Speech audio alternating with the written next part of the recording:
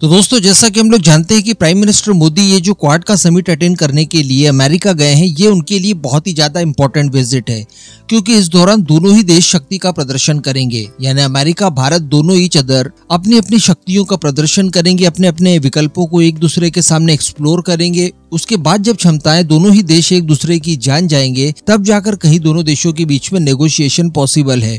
और ये नेगोशिएशन होगा पीस के लिए एक्चुअली। जी हाँ, बाकी सारी चीजें अपनी जगह, लेकिन अमेरिका भारत के बीच की जो पॉलिटिक्स इस समय चल रही है वो बड़ी ही डेंजरस मोड तक पहुंच गई है। पहले तो पीएम मोदी के विजिट से ठीक पहले ये लोग कुछ ऐसे संगठनों के साथ मीटिंग आयोजित करते हैं जो कि एंटी इंडिया माने जाते हैं, जिसमें खालिस्तान समर्थित कुछ संगठन भी शामिल थे। पीएम मोदी के विजिट और वहां पहुंचने से ठीक पहले इनके साथ मीटिंग कंडक्ट करना कहीं न कहीं भारत को एक इंडिकेशन था कि हम लोग आपके खिलाफ लामबंदी कर सकते हैं। इसके साथ साथ मैंने आपको कल ही वीडियो में बताया था कि भारत का उच्चायुक्त जो कि अमेरिका में स्थित है, वहां पर एक अधिकारी की संदिग्ध परिस्थितियों में मौत हो जाती है। तो ये भी एक बहुत बड़ा संकेत था।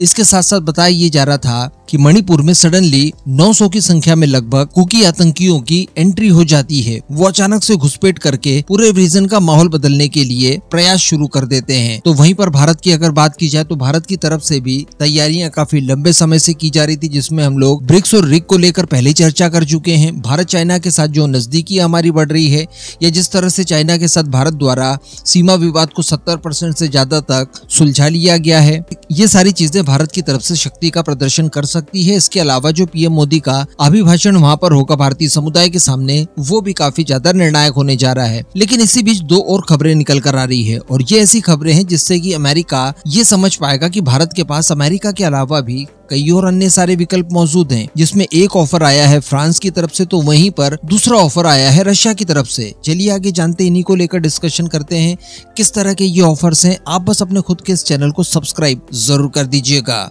सबसे पहले फ्रांस की बात कर ली जाए तो देखिए, हम लोग पिछले कुछ समय से लगातार डिस्कशन कर रहे हैं कि भारत के कहने से अजित डोभाल सर लगातार इस प्रयास में है कि फ्रांस और भारत के बीच में इंजन को लेकर और एसेसन को लेकर डील कंप्लीट हो जाए। इसके लिए हम लोग जानते हैं कि बड़ी तैयारियां कर चुके हैं। 5 से 6 बिलियन डॉलर्स हम लोग केवल इंजन के लिए इन्वेस्ट करने जा रहे हैं, जो कि एमका के लिए होगा, 110 किलो न्यूटन थ्रस्ट देगा। वहीं पर अगर सबमरीन्स की बात की जाए तो आने वाले 10 सालों में हम लोग ऑलमोस्ट 30 के लगभग सबमरीन्स को इस्तेमाल करने जा रहे हैं। भारी भरकम बजट भी इसके लिए आवंटित किया जाएगा, और इसमें भी सबसे ज्यादा प्रायोरिटी हमारी होगी न्यूक्लियर सबमरीन्स को लेकर, जिसमें एसएसएन और एसएसबीएन दोनों ही होंगी। आज से 1-1.5 साल पहले अजित डोभाल साहब फ्रांस के विजिट पर जाकर इंजन की डील को लेकर काफी हद तक बड़े स्केल पर चर्चा करते हैं, वहां पर अपने काउंटर पार्ट्स के साथ। उसके बाद ही फ्रांस की तरफ से ये सारे ऑफर्स आने लगते हैं भारत के लिए। लेकिन एक बार फिर से खबर निकल कर आई है, फ्रांस के द्वारा ये ऑफर दिया गया है और अजित डोभाल साहब को 30 सितंबर से 1 अक्टूबर के बीच में इन्वाइट किया है फ्रांस के पेरिस में, जहां पर वो डिफेंस को लेकर बड़े स्केल पर बातचीत करने जा रहे हैं। और इसमें बताया ये जा रहा है कि बड़ी बड़ी डील आपस में हो सकती है, जिसमें फ्रांस की तरफ से ऑफर दिया गया है कि ये लोग 110 किलो न्यूटन थ्रस्ट वाला नेक्स्ट जनरेशन इंजन भारत के साथ मिलकर डेवलप करने के लिए तैयार हैं, जिसकी 100% टेक्नोलॉजी, आईपीआर वगैरह सारी कुछ चीजें ये लोग सौंप देंगे भारत को। इसके अलावा अंडर वाटर ड्रोन्स को लेकर भी ये लोग भारत के साथ चर्चा करने जा रहे हैं। इसके डेवलपमेंट के लिए भी ये लोग भारत के साथ काम करने जा रहे हैं। तो वहीं पर बताया ये जा रहा है कि भारत को एसएसएन को लेकर भी ये लोग एक मेगा ऑफर दे रहे हैं, जिसमें भी टेक्नोलॉजी ट्रांसफर वगैरह का प्रावधान रहेगा। इसके अलावा भी बताया जा रहा है कि स्पेस वगैरह के क्षेत्र में भारत और फ्रांस के बीच में सहयोग बढ़ सकता है। इसके अलावा जो 26 रफाल मरीन की डील फाइनल करनी है, जिसको लेकर नेगोशिएशन कुछ महीनों से चल रहे हैं, वो डील को भी यहाँ पर फाइनल रूप दिया जा सकता है। इसके अलावा जो 3 कलवरी क्लास की एडिशनल सबमरीन हमें खरीदनी है, उसको लेकर भी बात पूरी तरह से यहाँ पर पक्की हो सकती है। वैसे मैं आपको बता दूं कि सेम इसी परियोजना के लिए,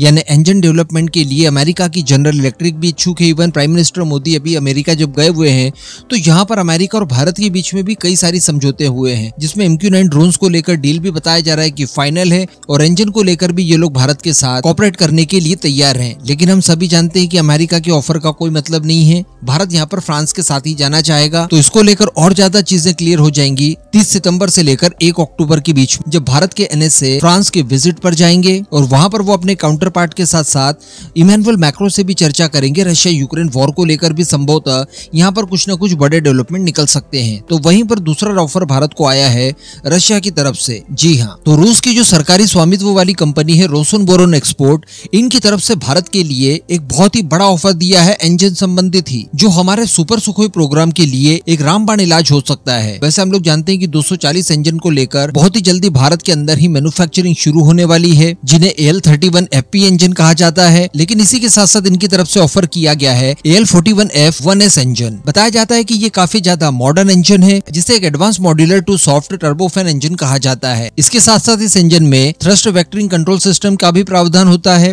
इसके अतिरिक्त डिजिटल कंट्रोल की सुविधा भी इंजन में शामिल की जाती है। सबसे बड़ी बात कि ये इंजन अगर हम लोग Su-30 में इस्तेमाल करते हैं तो किसी तरह का कोई बदलाव नहीं करना पड़ेगा विमान में। ये as it is plug and play वाले सिस्टम पर काम करेगा, बिल्कुल उसी साइज में ये आपको उपलब्ध होगा। इसके अलावा बताया ये जा रहा है कि ये अपने पुराने इंजन की तुलना में ज्यादा अच्छा परफॉर्म करने में भी सक्षम है। फ्यूल वगैरह के मामले में भी ये काफी कम कंज्यूम करता है दूसरे इंजन की तुलना में। इसके अलावा थ्रस्ट की बात की जाए तो 18% का ये एडिशनल थ्रस्ट दे सकता है, जहाँ पर 122 किलो न्यूटन का थ्रस्ट अभी हमें मिल रहा है, तो वहीं पर ये नया इंजन 144 किलो न्यूटन का थ्रस्ट दे सकता है। जबकि मैंने आपको बताया कि साइज वगैरह और इसमें कोई विशेष परिवर्तन है नहीं, एज इट इज ही ये दोनों, लेकिन इसके बावजूद परफॉर्मेंस इसकी ज्यादा बेहतर है। हालांकि मैं आपको बता दूं कि इन सब के बावजूद भारत द्वारा इस इंजन का सिलेक्शन अभी तक नहीं किया गया है और AL31FP इंजन को ही भारत के अंदर निर्मित किया जा रहा है और 240 का ऑर्डर भी दे दिया है। लेकिन इसी को लेकर रशियन कंपनी रोसनबोरोन एक्सपोर्ट की तरफ से चिंता व्यक्त की गई है और वो एक बार फिर से आग्रह कर रहे हैं कि आप अपने डिसीजन बदलते हुए इस इंजन को अपने यहाँ पर मैन्युफैक्चर कर सकते हैं। वैसे अगर इस बैच में हम लोग नहीं भी कर रहे हैं तो कोई प्रॉब्लम नहीं है, अगला बैच जब हम लोग तैयार करेंगे